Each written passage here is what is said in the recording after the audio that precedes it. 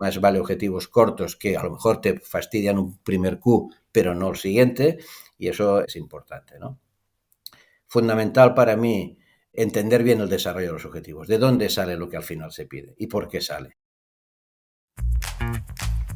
Bienvenidos al podcast Historias Aseguradas, el espacio donde exploramos las temáticas más candentes del sector asegurador en España. Soy Martín, CEO de Folium, y en cada episodio junto a expertos y profesionales del sector analizamos su actualidad y visión de futuro. Si eres un profesional del sector asegurador, te invitamos a seguir escuchando para descubrir las historias y tendencias más relevantes. Comencemos.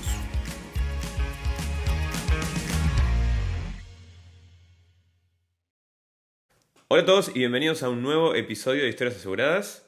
Tengo el placer hoy de estar conversando con Adolfo Massagué, una persona referente en el sector comercial dentro del sector asegurador, quien en julio del 24 ha finalizado su etapa profesional, pero sigue muy vinculado con muchos proyectos, así que hoy exploraremos justamente un poco sobre eso. Adolfo, ¿qué tal? Muy buenas. Muy buenas, buenos días, Martín. Bueno, un placer hoy estar conversando contigo. Y si quieres, para romper un poco el hielo, me gustaría que me cuentes muy resumidamente cómo ha sido tu trayectoria en el sector asegurador para quienes no te conocen y un poco en qué proyectos estás hoy. Muy bien. Bueno, pues no voy a descubrir nada nuevo, pero sí un tanto distinto cuando la mayoría de los que estamos en el sector decimos que estamos ahí casi por casualidad. La mía no fue tanto casualidad porque fui un tanto direccionado, ¿no? En aquella época, porque yo empecé jovencito, con 18 años, pues ya podías decidir si querías trabajar o no, cosa que hoy evidentemente no es así. Con lo cual compaginé mis estudios con las ganas y el querer trabajar. Y en esa época teníamos un amigo de la familia que era directivo de una aseguradora. Me dijo, oye, tienes que probar esto, los seguros que te gustará. Y entonces me dio la oportunidad de probarlo. Estuve un par de meses en un departamento, lógicamente, administrativo. Y la verdad es que, bueno, me gustó. Y ahí empecé, con lo cual, bueno, no es tanta casualidad porque tuve la ocasión de decidir si me gustaba o no. A partir de ahí, pues mi recorrido ha sido largo, que eso también es positivo. Y además, pues diría que prácticamente he podido alcanzar todas aquellas metas que en el tiempo me iba fijando. A partir de ahí, he tenido tres grandes cuestiones que para mí son fundamentales, ¿no? La primera, pues esta incorporación que fue en una aseguradora, una compañía especialista en protección jurídica, la pionera y líder en aquel momento, lo que todo el mundo conocía como la CAP, una auténtica escuela del seguro, sin duda, ¿no? Y eso me permitió pues crecer no solo profesionalmente en el tiempo, sino como persona. Esa fue mi primera y larga etapa, porque estuve 35 años prácticamente en ARAC. Y la segunda etapa pues la inicié después de salir de ARAC con otra compañía especialista en protección jurídica, la DAS, que hoy en día es On Legal. Y ahí fue otra perspectiva. Fue encontrarse con una compañía que relanzó su operación hace 14 años, prácticamente cuando yo me incorporé, ¿no? Por tanto, son dos cuestiones distintas que me han hecho crecer, como decía, y realmente pues, desarrollar mi etapa profesional con mucha satisfacción. Y ya finalmente yo creo que todo ello se enmarca en el hecho de pertenecer a un sector que sin duda es un sector privilegiado, que me ha permitido forjar grandes relaciones, y eso también es ya no diría que es un valor, sino es un premio, ¿no? El que después de tantos años pues puedas mantener grandes relaciones con muchas personas. Y aquí estamos ahora, después de todo ello, cuando tú decías nuevos proyectos, en estos momentos sí que inicié diferentes proyectos, pero me he centrado en uno. Mi voluntad era seguir activo dentro del sector, y ahí lo encontré de la mano de Omnia, MGA. Omnia MGA es una agencia de suscripción, es especialista en responsabilidad medioambiental, y aquí estamos de nuevo de la mano de mi gran aliado que es el canal de mediación y potenciando el negocio y disfrutando profesionalmente. Qué bien. Estupendo. Gracias por el resumen de una buena trayectoria. Quería entrar justamente, como tú has estado siempre en el ámbito comercial, tanto formando equipos de venta directa como trabajando también con mediadores, un poco lo comentabas ahora al final. ¿Qué características has visto vos como importantes a la hora de montar equipos comerciales de alto rendimiento? Obviamente siempre hablando del sector asegurador, con la particularidad quizás de que el ramo con el que históricamente has trabajado era bastante especialista, ¿no? Para mí, en la captación del equipo, del talento o de las personas que deben componer esta parte, para mí hay una premisa fundamental y es el hecho de no fracasar, no equivocarte en el momento de la captación. Es el momento crítico, ¿no? Yo recuerdo, y lo recordaré toda la vida, y eso me lo enseñó el que en aquella época era mi consejero delegado, hablando precisamente de equipos, ¿no? Y me dijo, el equipo que tienes es el que tienes. Y por tanto, poca cintura puedes tener ahí posiblemente, con lo cual tu obligación es hacerlo crecer, tu obligación es sin duda hacer todo lo posible para obtener el máximo de ello. Pero en lo que no puedes jamás equivocarte es en el momento de contratar a las personas. Es el momento crucial. Y ni la presión de los resultados, ni la carga de trabajo, nada puede hacer que tomes una decisión que no cumpla con el 100% de las expectativas del candidato que tú quieres. Y eso realmente hay que hacerlo. Sé que no es fácil, ¿no? Y lo he vivido, no es fácil, ¿no? Pero realmente más vale renunciar si no estás convencido que es la persona que por una serie de cuestiones es la persona ideal. Dicho esto, evidentemente la parte de producto y en el caso mío, de mi experiencia, que es un ramo ciertamente complejo, el de protección jurídica, es un mundo que nadie conoce hasta que no realmente tiene la oportunidad de penetrar en él, es un auténtico desconocido. Y cuando ya penetras en él, es bastante complejo, ¿no? Porque al final los seguros de protección jurídica, primero, son contratos y segundo, de carácter legal, de carácter jurídico. Entendido. Vamos quizás a Caparag, a Arag. Ahí literalmente tú tenías un equipo que iba directo al asegurado, ¿no? Esto no te lo he dicho y es cierto, realmente mi expertise está en el B2B. Es decir, evidentemente siempre hay una parte de ocio directo, por decirlo de alguna forma, pero eso es casi irrisorio. Entonces tu equipo comercial tenía que trabajar no con el asegurado, sino que con el canal. Y esto es una ventaja. Para mí, desde mi punto de vista, enfrentarte directamente al cliente realmente es duro. Es muy conveniente haber pasado por esa etapa de haberlo probado, pero, hombre, el hecho de tener un profesional que intermedia y con el que hay un entendimiento, sabemos de lo que estamos hablando, sin duda esto es una ventaja, es un punto de partida importante. ¿Y ahí cómo gestionas ambas partes de la fijación de objetivos? Por un lado, la fijación de objetivos para el representante comercial territorial que tiene que llegar a X producción del producto. Y por otro lado, también los objetivos, incluso con los corredores. Buenas prácticas que puedas recomendar allí, aspectos que te hayan funcionado mejor que otros, para justamente poder avanzar en línea conjunta, ¿no? Bueno, objetivos lógicamente recaían sobre el equipo comercial. Como tú bien sabes, a un corredor no se le pueden fijar objetivos, ¿no? Por tanto, el peso de objetivos estaba centrado en el equipo comercial y como también sabes, pues cascada de arriba abajo, es decir, desde partiendo del objetivo que debía cumplir la dirección comercial, pues hay que distribuirlo entre los diferentes componentes. Y hay directores territoriales, directores de delegaciones y el equipo comercial más de ejecutivo comercial. Yo siempre hacía casi una recomendación antes de que recaiga ya el objetivo sobre la persona en cuestión. Yo lo que venía haciendo es una previa labor que yo decía casi de apostolado, en el sentido de decir, convencer al equipo en las reuniones que hay de trabajo periódicas, tomándote un café. Es decir, le dedicaba un tiempo antes del periodo en el que se lanzaban los objetivos para, de alguna forma, convencer al equipo de la necesidad que la compañía tenía en alcanzar sus objetivos globales, por qué necesitaba la compañía llegar a donde tenía que llegar y la contribución que el equipo comercial o el área comercial tenía que hacer sobre ello. A partir de ahí, objetivos claros, concretos, concisos, en el tiempo, estímulos y capacidad de reacción, porque si tú fijas un objetivo anual, si por alguna razón a los 3 o 4 meses del ejercicio porque te ha caído una gran cuenta por razones que sean, esos 8 meses que quedan son un desastre, ya no, la motivación cae en picado. Entonces, más vale objetivos cortos que a lo mejor te fastidian un primer Q, pero no el siguiente, y eso es importante, ¿no? Fundamental para mí entender bien el desarrollo de los objetivos, de dónde sale lo que al final se pide y por qué sale, con independencia que sabemos que los objetivos siempre son pues ambiciosos y de difícil consecución, pero entender por qué salen. Y ahí me parece que algo importante que tú decías es desafiante, pero también en cierta medida yo me creo que ese objetivo es viable, yo como director comercial quiero decir. También te tocaba negociar hacia la dirección general diciendo, este objetivo no es viable, no me la creo, no es posible, porque si no, luego vas a tener que trasladar parte de esa desconfianza al equipo, ¿no? Ahí yo creo que conmigo, como con la mayoría de directores comerciales, no hacía la dirección general lo mismo que yo hacía con mi equipo.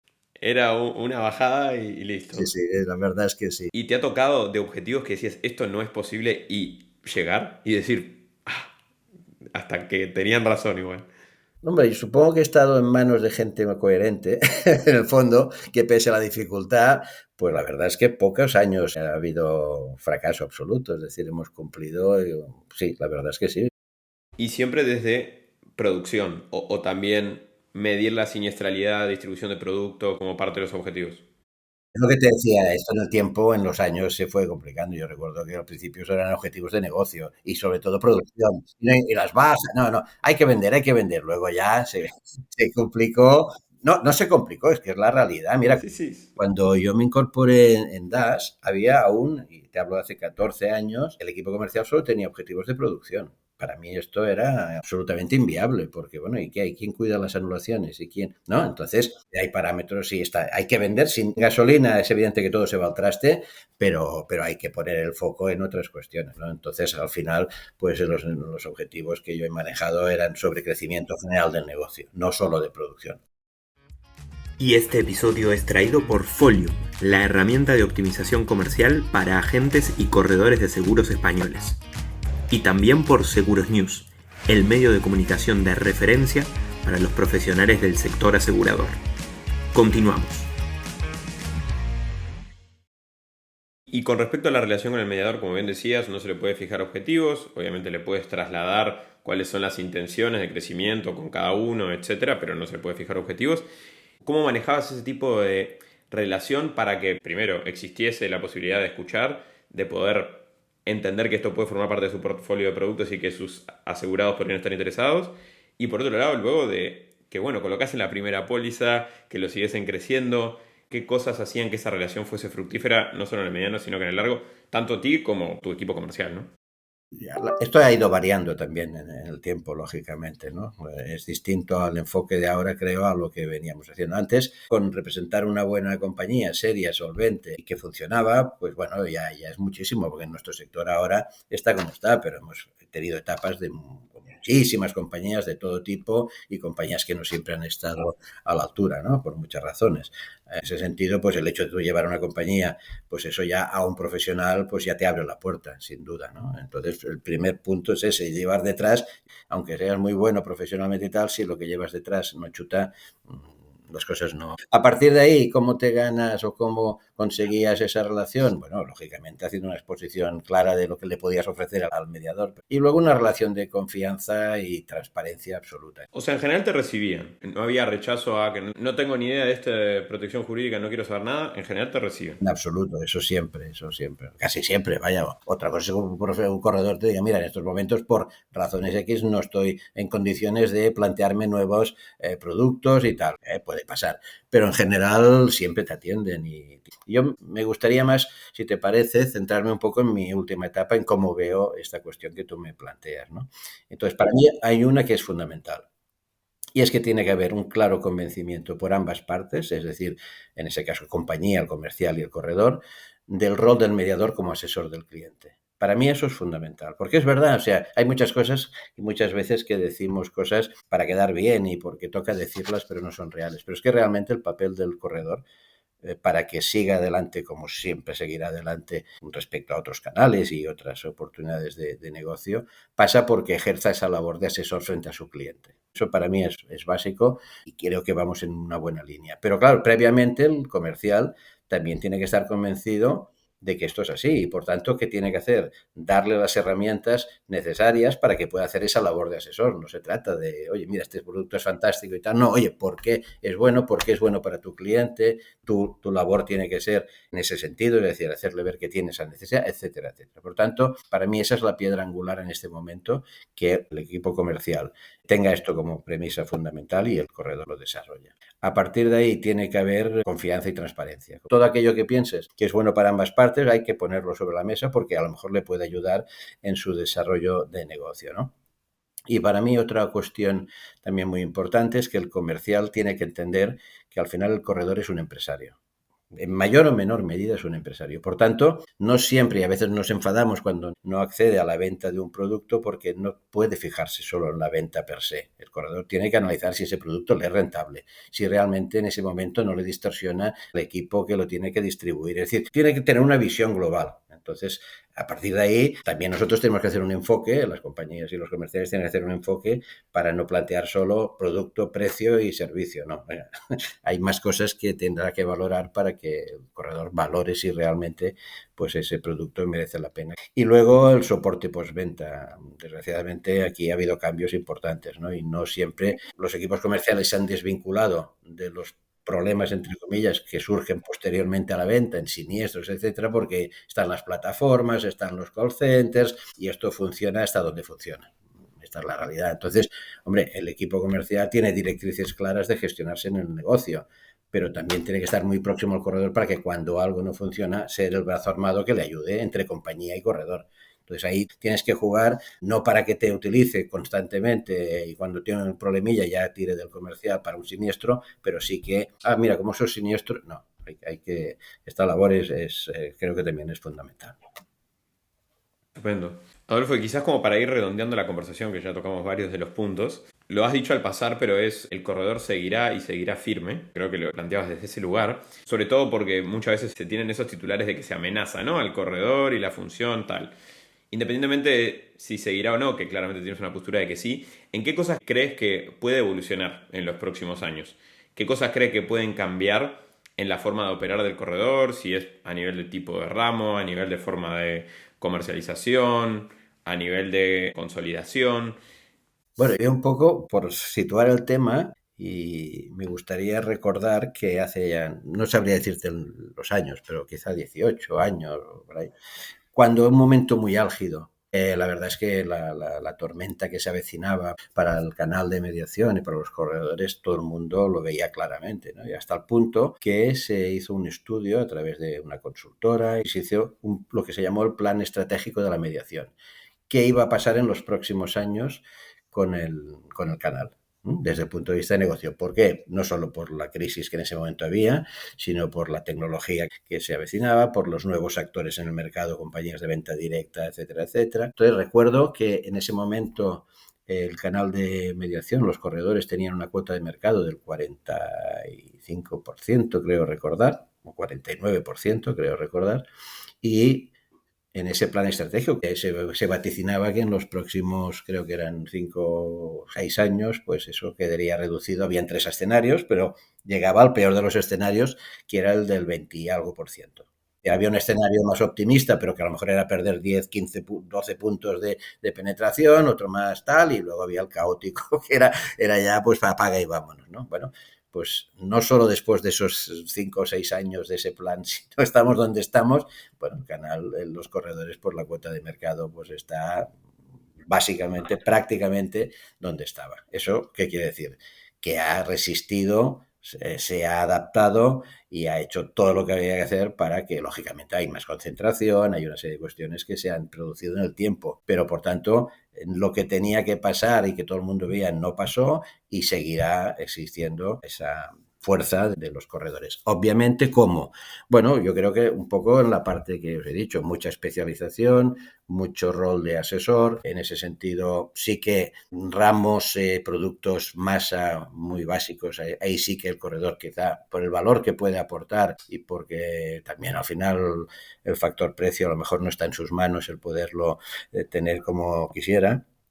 Ahí quizás sí que pierda oportunidades, pero va a ganar otras. Es especializándose y siendo fuerte, porque ahí no van a llegar otros. Es decir, entonces esa proximidad, entre comillas, al cliente, porque lo de la proximidad hoy en día es relativa, ya no es como antes que el cliente lo tenías continuamente en la oficina. No, no es así. Pero hay otro tipo de proximidad, de conocimiento y sobre todo que pueda demostrarle al cliente y que le demuestre al cliente que cuando pasan cosas serias, allí hay alguien que le atiende y le da respuesta en la mayoría de casos, ¿no? Es por todo ello que sin duda esto tienen presente y súper futuro para seguir en esa línea. Más concentración, más especialización, dominio de la tecnología y adaptación para evitar costes que se generan y gestiones administrativas y tal, que hoy en día pues lo único que hacen es marear, ¿vale? Y por tanto, pues esa es la línea. Y si me permites, ya que he dicho esto, y lo he dicho de forma espontánea, y ahora nos apartamos de lo que es la entrevista, pero en calidad de CEO de Folium, quiero felicitaros por el lanzamiento que habéis hecho del nuevo producto, de que me hizo mucha gracia, además, el nombre de Wilfredo, ¿verdad? porque, bueno, vi la noticia, tuve ocasión de asistir a la webinar que hicisteis y realmente es una caña. Es decir, la facilidad a través de WhatsApp de poder hacer todo esto y evitar esa carga de trabajo, realmente os auguro un muy buen futuro. Por tanto, aprovechando lo de la Qué tecnología grande. y la agilidad, pues felicidades y mucho éxito. Estupendo, bueno, mil gracias. Adolfo, un placer enorme haber conversado contigo. Gracias por dar esas pinceladas sobre, bueno, tu experiencia, también un poco de algunas prácticas que te han hecho llevar adelante esta exitosa carrera. Así que gracias por compartirlas y, bueno, esperamos también que tú lo hayas disfrutado, que haya estado amena la charla. Todo lo que sea hablar del sector es para disfrutar. Y mucha fuerza a los que dirigen equipos comerciales, mucho sentido común, que esto no hay que nunca olvidarlo, y a por ello. Estupendo. Bueno, muchísimas gracias, Adolfo. Un abrazo. Chao. Esto fue Historias Aseguradas, donde exploramos el presente y futuro de la distribución de seguros. Recuerda que publicamos nuevos episodios todos los lunes. Suscríbete en tu plataforma favorita para no perderte ninguna conversación clave del sector.